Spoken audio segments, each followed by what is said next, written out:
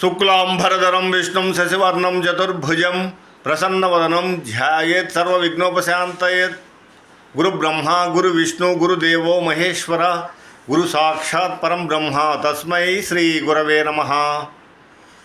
ఆపదాం పహర్తారాం దాతారాం సర్వసంపదాం లోకాభిరామం శ్రీరామం భూయో భూయో నమామ్యహం. శ్రీరామ రామ రామేతి రమే రామే మనోరమే సహస్రనామ తత్తుల్యం రామనామ వరాననే. నారాయణం నమస్కృత్య నరం చైవ నరోత్తమం దేవీం సరస్వతీం వ్యాసం తతో జయముద్ధీరయేత్. హారి వివోం. పరమేశ్వర స్వరూపులైన ప్రేక్షక మహాశైలకు వందనములు వందనములు వందనములు.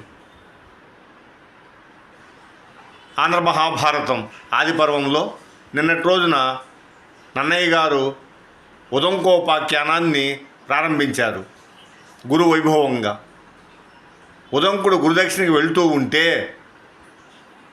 మార్గ మధ్యంలో ఒక ఎద్దు మీద ఒక దివ్య పురుషుడు ఉదంకుడిని పేడదనమని చెప్పారు.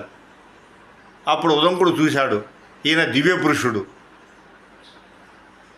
మనము తినాలని చెప్పనేసి ఆయన పేడ తింటాడు. ఎందుకంటే గురుదక్షిణ సమయానికి చెల్లించాలి కాబట్టి సమయం లేదు.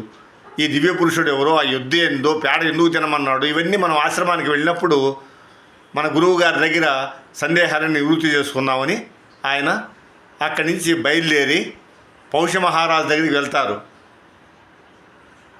పౌష్యమహారాజు ఉదంకుడిని స్వాగత సత్కారాలతో ఆహ్వానించి అర్ఘ్య పాద్యాదులు ఇచ్చి ఆసనం ఇచ్చి, మహానుభావ ఉదంక, నీలాంటి మహాత్ములు ఈరోజు మా సభకు రావడమే మా అదృష్టం, మీకు ఏ సేవ చేయగలనని చెప్పంటే, అప్పుడు ఉదంకుడు అంటారు, మహారాజా విద్యాభ్యాసం అయిపోయింది, గురుదక్షిణ చెల్లించాలా, మహారాణి చెవల్లో ఉండే కుండలాలు నాకు ఇప్పిస్తే నేను గురుపత్నికి గురుదక్షిణ సమయానికి చెల్లిస్తానని చెప్పని ఆయన చెప్తారు. సరే, నువ్వు అంతఃపురానికి వెళ్ళి మహారాణి దగ్గర గురుదక్షిణ తీసుకోమని చెప్పి అంటారు. అప్పుడు ఇతను అంతఃపురానికి వెళ్తే అక్కడ మహారాణి ఇతనికి అవపడలా. అక్కడ ఉండే దాసీలను అడిగారు, మహారాణి ఎక్కడ అని చెప్పంటే, ఎదురుగా ఆసనంలో కూర్చొని ఉందని చెప్పంటారు. అందరికీ అవపడితే నేను అవపడలా, ఎందుకు అవపడలేదని ఆయన వచ్చి రాజును అడుగుతాడు. అప్పుడు రాజు అంటున్నాడు, త్రిభువన పూజ్య అసూచివని ఎట్లు పలుకుగనగు అదేవి పవిత్ర పతివ్రత కావున అశుచులకు గానగాదనవద్య. నన్నయ్య గారు అంటున్నారు, త్రిభువన పూజ్య, 3 లోకాల చేత పూజింపబడేవాడివి, ఇప్పుడే వేద విద్యాభ్యాసం పూర్తి చేసుకుని గురుకులం నుంచి వచ్చావు, బ్రహ్మచారివి పూజనీయుడివి.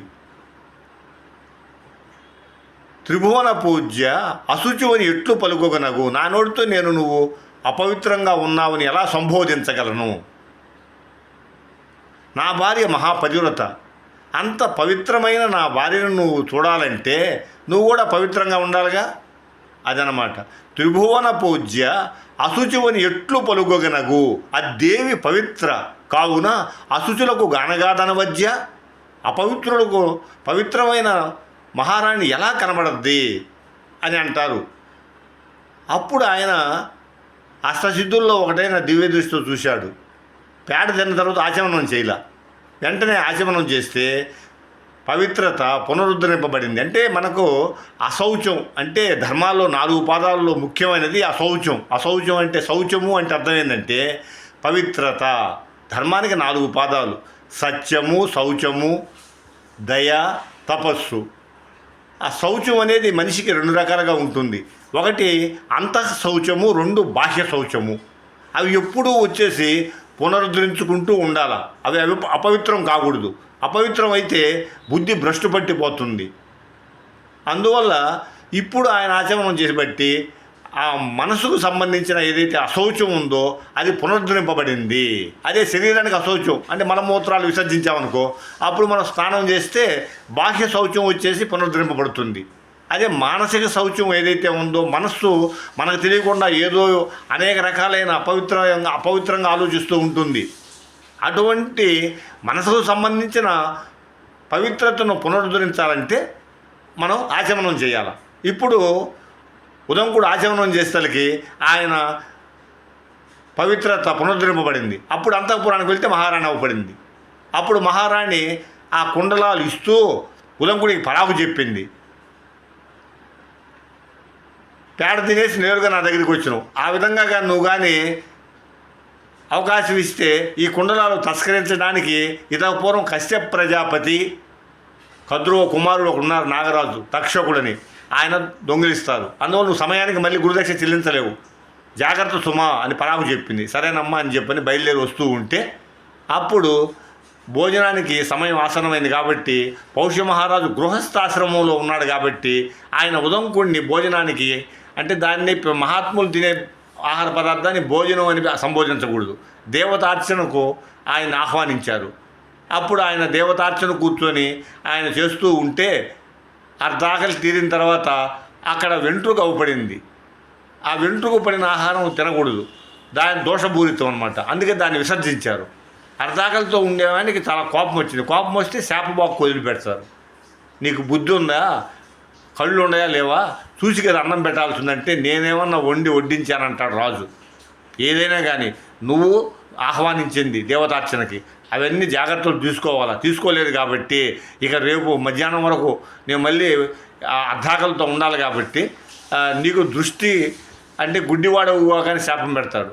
రాజు గుడ్డివాడైతే దేశాన్ని ఏం పరిపాలిస్తాడు, ఏం రక్షిస్తాడా? అంటే ఈయన పెట్టిన శాపం ప్రజా సంక్షేమం మీద పడిపోయింది. అప్పుడు పౌరుషుడు కూడా శాపం పెడతాడు, నీకు సంతానం కలగదని. సంతానం కలగకపోతే మనకు స్వర్గం పోలేము. సంతానం అని చాలా ఇంపార్టెంట్ అన్నమాట.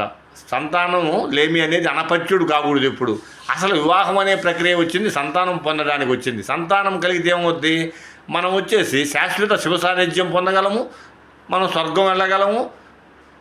సంతానం అనేది మన పితృ రుణం నుంచి విముక్తి పొందగలం. పుట్టుకతో మనకు కొన్ని రుణాలు ఉంటాయి, పితృ రుణము, గురు రుణము, ఋషి రుణం, ఇవన్నీ ఉంటాయి.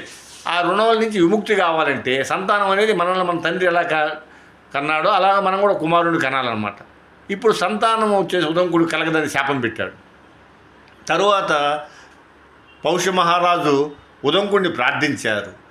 నిండు మనంబు నవ్య నవనీత సమానము ఫల్కు దారుణ ఖండల శస్త్రతుల్యము జగన్నుతా విప్రులయందు నిక్కమీ రెండును రాజులయందు విపరీతము కావున విప్రుడోపు నోపండతి శాంతుడయ్యు నరపాలుడు శాపము గ్రమ్మరింపగన్. మీరు బ్రాహ్మణుల కోపం తాటాకు మంట లాంటిది. ప్రజా సంక్షేమాన్ని దృష్టిలో పెట్టుకొని శాపాన్ని ఉపసంహరించుకోండి. ఎందుకంటే మీ మనసు వెన్నతో సమానము. మాట వజ్రం కావచ్చు, కఠోరంగా ఉండొచ్చు, కానీ మా మనసు వెన్నతో సమానం. కానీ రాజుకు అలా కాదు, మాకు మాట కఠోరంగా వజ్రంలాగా ఉంటుంది, మా మనసు కూడా కఠోరంగా వజ్రంలాగా ఉంటుంది.